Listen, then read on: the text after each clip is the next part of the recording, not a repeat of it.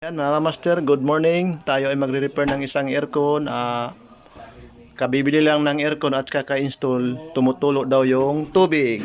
Ayan. Ayan. So ang gagawin natin kasi pag ganyan yung install, gagawin natin pag ganyan. Para yung tubig pumupunta doon sa may butas. Hindi dito sa loob ng room. Let's go.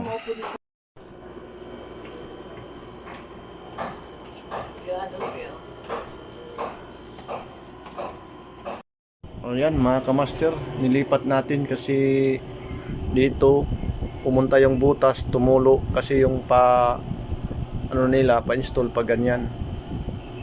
Pataas doon sa likod, dito pababa. So ngayon pa ganyan na siya. Ayan, hindi na tumutulo.